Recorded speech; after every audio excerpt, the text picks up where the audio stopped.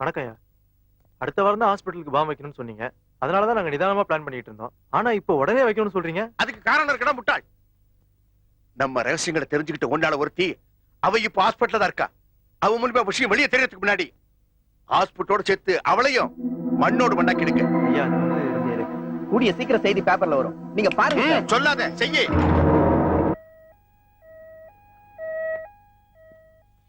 ஏமா கால்ல தான் அடிபட்டு இருக்கே, எங்க எழுந்து போற? அக்காவை பார்க்கணும். அக்காலாம் வருவாங்க, உட்காரு.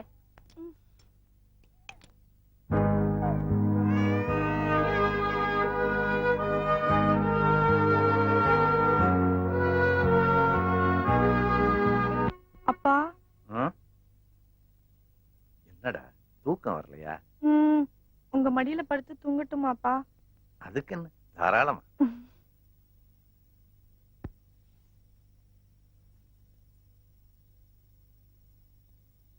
சங்கீதா, இத பாரு.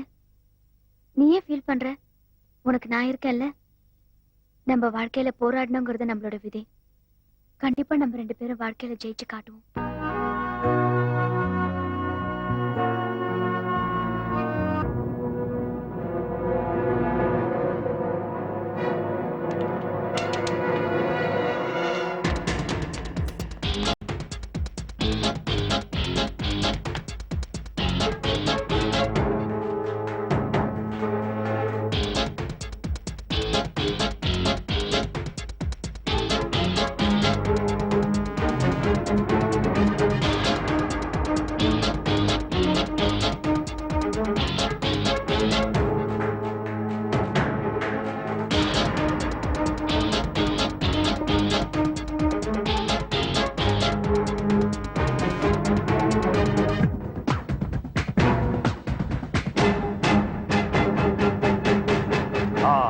Well, Mr. Soundarabondian, I got the clearance from the Chief Minister.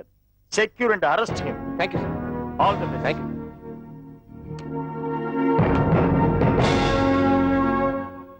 புண்ணியம் தேடி காசிக்கு போவார் இங்க நம் நாட்டினிலே. இந்த ஆண்டிய தேடி பிச்சை போடுவாரா இந்த உலகத்திலே. காசி படம் பார்த்த ஒரு எஃபெக்ட் இல்ல? ஆமாண்ணே. டேய், நீ என்ன பிச்சைக்காரனா? பிச்சைக்காரன் தானே, பார்த்தா தெரியல, கண்ணு வேற இல்ல. பரவாயில்லையே, உனக்கு நல்லா கண்டு தெரியும். எனக்கு நல்லா தெரியுமே. டேய், புண்ணியம் தேடி காசிக்கு தானே போனோம். எதுக்கு இந்த ஆஸ்பத்திரிக்குள்ள பிச்சை எடுக்க வர நீ? சார், கோயம்பேடு பக்கம் போனா வெறும் சொத்த காய்கறியா போடுறாங்க சார். சரி, அதையும் விட்டுட்டு பீச் பக்கம் போனா ஒரே லவ்வர்ஸ் கூட்டம் சார். இந்த கண்ணுல பாத்தியாக்க. சரி, மேல போ. ஏமாத்திர பொண்ணுங்களுக்கு தான் காசு நிறைய செலவு பண்றாங்க. இந்த பிச்சைக்காரனுக்கு யாரும் பிச்சை போடுறது இல்ல சார். சரி, அதையும் விட்டுட்டு கவர்மெண்ட் ஆபீஸ் பக்கம் போனோம் சார். அங்க என்கிட்டயே கையை நீட்டி பிச்சை கேக்குறாங்க. நம்மள குத்தி காமிக்கிறான் பாரு. கொன்னுட்டான். டேய், அப்புறம் எதுக்கு இந்த ஆஸ்பத்திரிக்கு வந்த? சார், தினமும் இங்க 100-200 பேசணுங்க இந்த ஆஸ்பத்திரியில செத்துக்கிட்டு இருக்காங்க. அப்புறம் எதுக்கு தேவையெல்லாம் பாம்பெல்லாம் வைக்கிறானுங்க? நமக்கு வேலை தரல. அதானே. டேய், ஆஸ்பத்திரிக்குன்னு வந்தா 10 நோயாளிகள் படுத்துட்டு இருப்பானுங்க. அவனுக்கு எப்படிடா பிச்சை போடுவானுங்க? சரி, அவங்க போற போது புண்ணியம் கிடைக்கட்டுமேன்னு நமக்கு பிச்சை போட மாட்டாங்களா?